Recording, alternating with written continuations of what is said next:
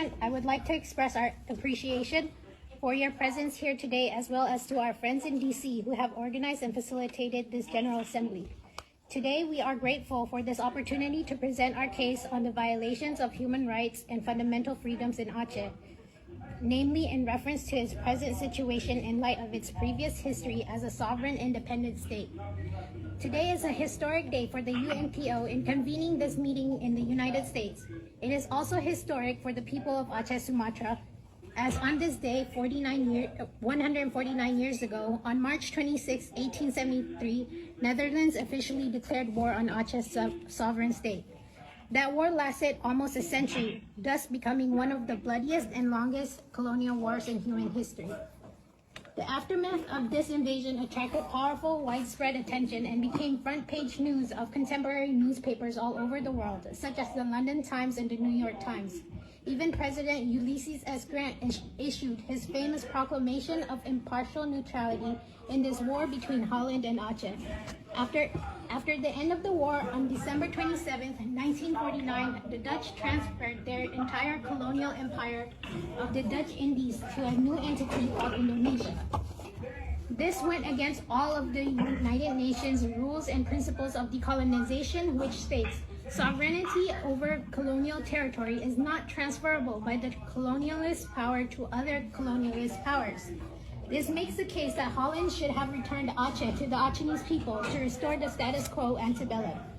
On the basis of this illegal transfer of Aceh to Indonesia, the Aceh Sumatra National Liberation Front was then established in 1976, and the redeclaration of an independent Aceh was issued on the 4th of December in the same year. From the Dutch invasion of Aceh in March 1873 up to today, the Achenese people have never been at peace. An estimation of 100,000 Achenese were killed during this bloody colonial war alone. And for the 3 decades since 1976, Aceh once again has become a killing field for the Indonesian armed forces. Between 1989 to 1998, Aceh was then declared as a military operational area and ruled by the Reign of Terror. The atrocities perpetrated through these years have no equal in Aceh's history of fighting against any other colonial powers in the past. Arbitrary arrests, extrajudicial killings, routine torture, and disappearances of thousands of civilians have become commonplace. An estimate of over 30,000 innocent Achenese lost their lives in military custody, in hidden mass graves, or in secret concentration camps. These military operations continued unabated with the same intensity and brutality, and martial law was then imposed between May 2003 and May 2004. Thus, another reign of terror was again in progress until Aceh was devastated by the Indian Ocean deadly tsunami on the Boxing Day of 2004. This natural disaster, coupled with a prolonged war, had brought the warring parties, the Republic of Indonesia, and the Free Aceh movement to sign a peace deal known as the Memorandum of Understanding in Helsinki, Finland. One of the many provisions in the MOU is the establishment of 2 human rights institutions, Human Rights Court and Trust and Reconciliation Commission. But despite this deal, political and human rights solutions remain unresolved.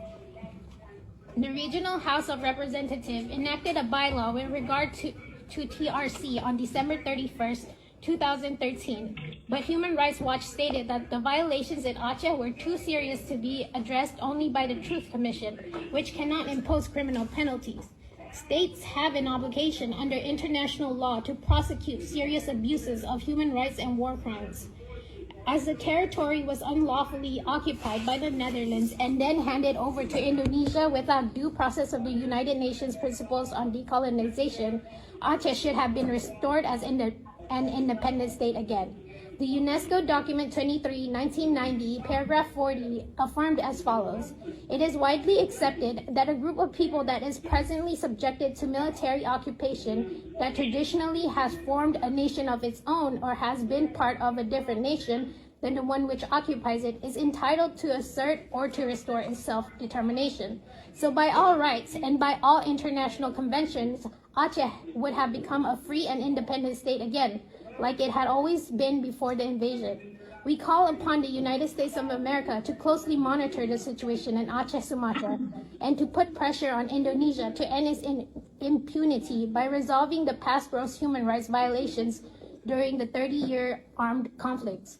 It is also the duty of the international community to prevent the political and human rights of the Acehnese from being usurped by Indonesia on the grounds of territorial integrity and the internal affairs of the Republic of Indonesia.